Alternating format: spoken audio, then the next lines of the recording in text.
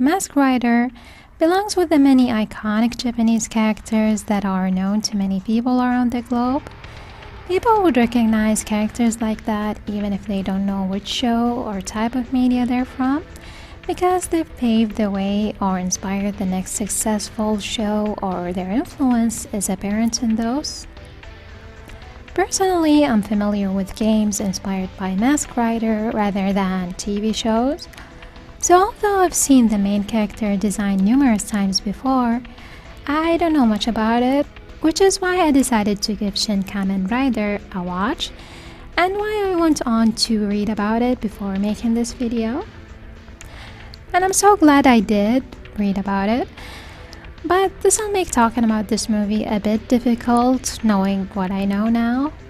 You see, I learned after looking up the original show that some of the things that happened in the movie happened in real life. I mean, things involving the actors of the early version of the show, things the fans may already know about. Though it was evident to me before reading anything that the movie was too dedicated to the fans and is heavy with the fan service, to the point of it being detrimental to the overall movie structure and story. Okay, I just want to take a few seconds to say hi and welcome to my channel. Just so you know, I'll detail events that happen in like the first 15 minutes or so, but I'll try to not spoil major plot points. So yeah. The movie begins with car chase scene, or more accurately bike chase scene. On the bike that's being chased is the lead, Mask Rider, and a girl named Midorikawa Ruriko. The lead manages to successfully evade his chasers by detonating some explosives. Everyone swerves off the path. Girl falls into forest on the side of the road, where other bad guys of the same group, made up of a bunch of henchmen and one guy in spider mask, capture her. The spider guy says that the girl is their target and they were ordered to capture her unharmed. Before they took her away, the lead shows up, pushes some of the henchmen against the ground, and their heads turn into mush. And with one kick or one punch to the other henchmen, they turn into blood fountain. Even with the slightest jab, their face is no more. Then the lead flips out of the scene without the girl. It's totally believable that he can do all this. Well, it becomes so after they explain it. This was a decent fight. It had practical effects, real blood instead of digitally added blood effects. And most importantly, what's happening on the screen can be followed, which is something that won't carry over to the rest of the movie, but we'll get to that in a bit. Then, in a rundown house in the forest, the lead talks to himself. He's in shock by what he's done and what he's capable of doing. He takes off the helmet he was wearing, and it reveals his bug-like face. Smartly and pleasantly done with special effects makeup, not CGI, because the CGI in this movie is rough. Then, in glimpses of memory flashbacks, he sees the girl, Ruriko, who apparently freed him and helped him escape some lab. He confronts the girl, who's also in the house he's in, and he demands answers about his situation from her. Then the girl's dad spawns into frame, and he admits that he was the one who gave him the power he now possesses. He tells the lead that he's infused his blood with bug's blood, hence his super strength. They discuss this a bit more, and the hero vouches to protect the girl because she was the one who rescued him. I don't know how the way I framed this came across, but this was explained well in the movie, and it didn't feel like rumbly exposition. The rest of the movie is just more fights, with the story plot thinly tying them together. One of those fights is with the guy in the spider mask.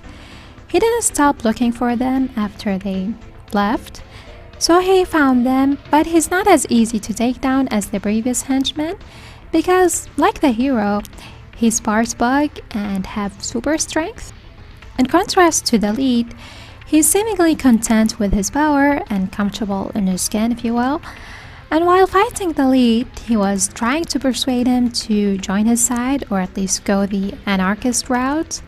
The rivalry between the two was building up some momentum until, spoilers, Spider Guy was defeated. He was one of the few characters that cared about the hero. Ruriko and the lead go on to encounter other bad guys, and nearly in all of them, whatever those bad guys had to say, be it reminiscing, taunting, venting, whatever it is, they were addressing Ruriko because they knew her and I guess they see her as a traitor. They barely paid attention to the lead. He's like the third wheel, detached from the situation until things get heated, then he does all the fighting. Ruriko is not OP, nor does it feel like she got blood armor. Her and the lead work together as a team, but as you can imagine, because the fights are less personal for him, while for her, it's individuals she knows, the lead becomes a side character in his own story. The next point might be a spoiler, so spoilers. There are other characters like the spider guy infused with other creatures and they have superpowers. So the bad guys in this movie are 6 in total, 7 if you count the spider guy. This isn't like one of those martial arts movies where the fights are easy to follow. It's an action movie. The fights involve shaky cam, though not extreme headache-inducing ones, but they're not great either. And the constant cuts mid-swings and close-up shot don't make these fight scenes enjoyable to watch. Most of the fights, in my opinion, are not flashy or in any way unique. Add to that most of them were short, and from a story angle, with the exclusion of maybe 1 or 2 villains, the lead's opponents are not distinctly different in strength, so it's not like he keeps being challenged by a stronger opponent. One would think it'd be better to allocate resources for 2 to 3 major boss fights than 6 boring ones, but what do I know?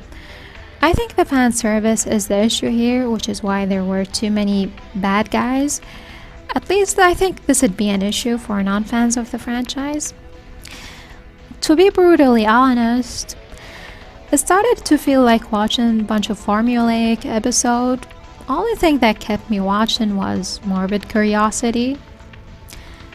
I guess it's only fair to mention things I did like. So, I did like the practical effects, special effects makeup, the costume, and set designs were great.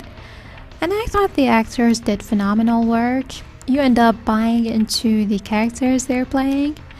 Of course, some did better than the others, but yeah. Also, the introduction of probably all the villains were great. How they showed off their personalities and skills.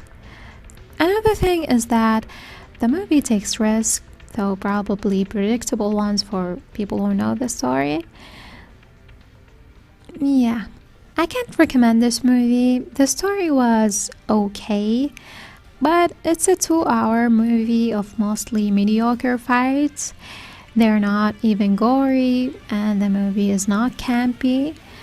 So I don't know who'd be the target audience for this outside of fans of the show. But that's what I thought of the movie. How about you? Did you watch it? If you did, how do you feel about it? Let me know in the comments. Thank you so much for watching. Like the video if you liked it. That is all. Bye bye.